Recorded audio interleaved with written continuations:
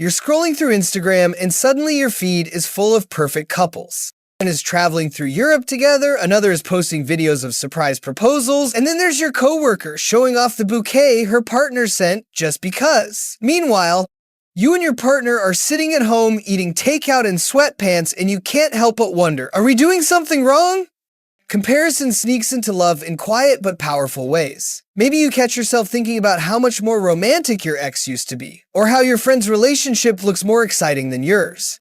Or maybe you even compare within your own relationship who gives more, who sacrifices more, who loves more.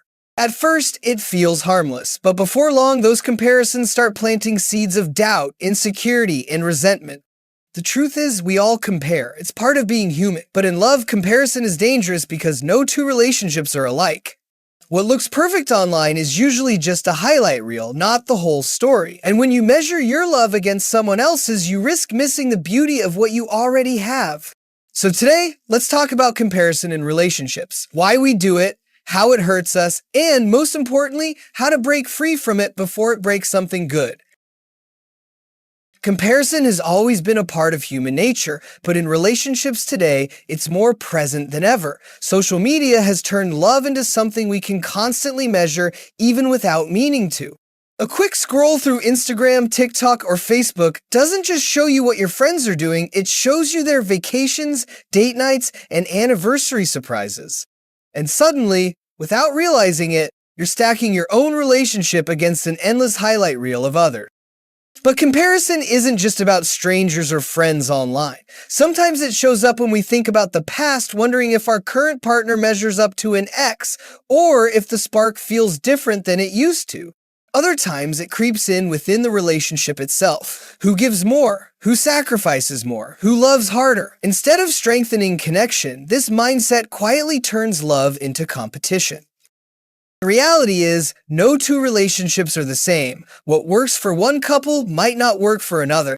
The danger of comparison is that it distracts us from building our own love story, convincing us that happiness has to look like someone else's instead of appreciating what's uniquely ours. It's tempting to measure your current partner against the ghosts of relationships past. Maybe your ex was more outgoing, more romantic, or better at planning surprises. Maybe they texted more often or said, "I love you" every day. When those memories resurface, it can feel natural to hold your new partner up against them like a scorecard. But here's the problem. Those comparisons aren't fair and they aren't real. Memory has a way of editing the past. We forget the fights, the disappointments, and the reasons the relationship ended in the first place. What remains are the highlights, the little moments that make an ex seem better in hindsight than they ever truly were. Placing your current partner against that distorted version of the past is like comparing them to a movie trailer they'll never measure up because they're living the full, unedited story with you. Healthy love isn't about recreating what you had before. It's about embracing what's different, appreciating who stands beside you now, and letting the past stay where it belongs, behind you. Few things fuel comparison in love more than social media. Scroll through Instagram or TikTok and you'll see couples celebrating anniversaries with grand gestures, traveling to exotic places, or posting perfectly edited highlight reels of their romance. It looks flawless, and suddenly, your own relationship of movie nights on the couch or quick dinners between busy schedules feels inadequate. But here's the truth. Social media rarely shows the arguments, the boring days, or the moments of doubt every couple experiences. In American culture especially, where appearances carry weight, it's easy to mistake these curated snapshots for reality. Couples don't post their late-night fights or their weeks of miscommunication. They post the bouquet, the beach trip, the smiling selfie.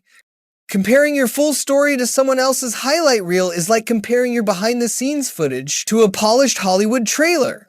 When love gets filtered through likes and hashtags, it's easy to forget that authenticity matters more than aesthetic. The trap isn't that others are happy, it's believing that their version of happiness is the standard your relationship must meet. Not all comparisons point outward. Sometimes they happen right inside the relationship.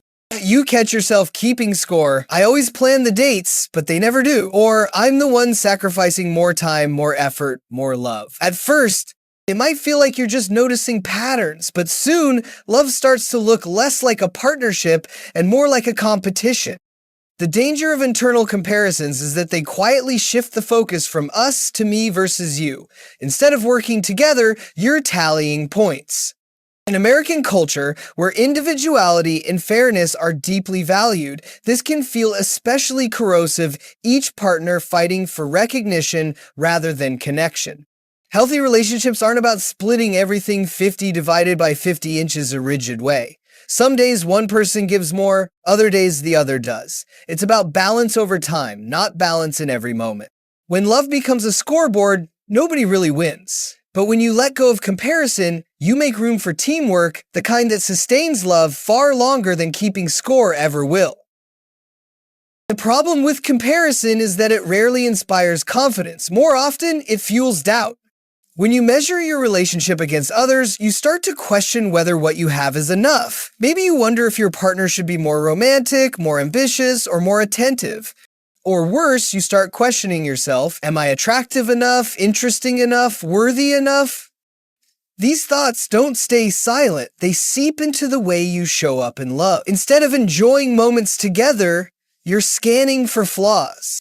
Instead of feeling secure, you're on edge, waiting to be disappointed. In American dating culture, where comparison is already amplified by social media and celebrity couples, this insecurity can spiral quickly. The irony is that comparison doesn't make relationships stronger, it makes them weaker by eroding trust and gratitude. When you're always looking over the fence, you miss the beauty of your own garden. Insecurity takes root, and before long, it's not outside threats that hurt the relationship, it's the doubts you've planted yourself.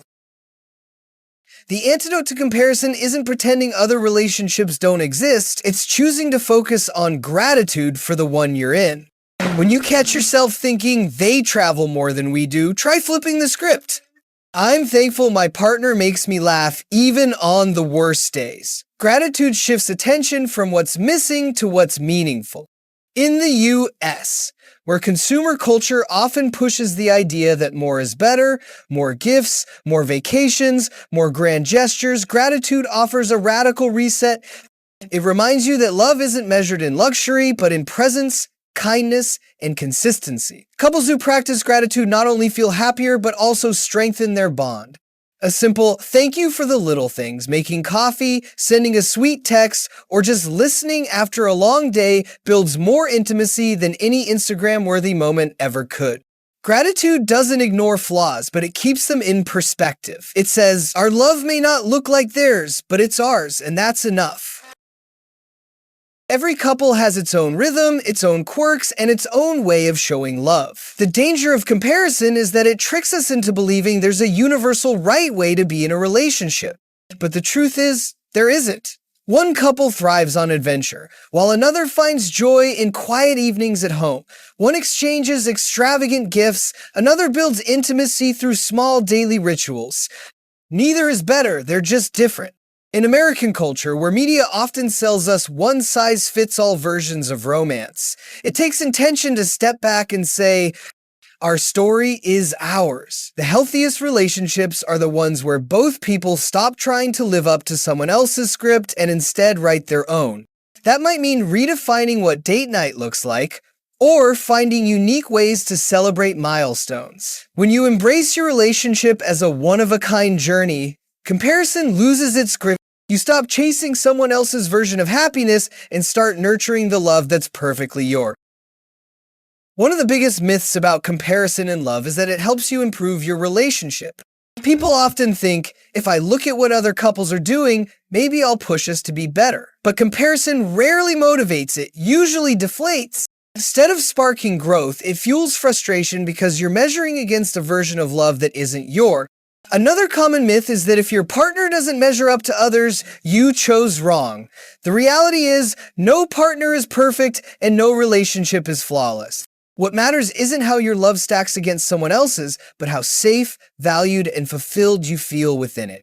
And finally, there's the myth that social media shows us what real love should look like. Perfect vacations, surprise gifts, picture-perfect smiles, these are highlight reels, not full stories. Every relationship has messy moments that don't make it online. Judging your love by filtered posts is like comparing your everyday life to a movie trailer it's never going to match. The truth is simple. Comparison doesn't strengthen love. Appreciation does. When you stop chasing illusions and start honoring what you have, you give your relationship the chance to grow into something authentic and lasting.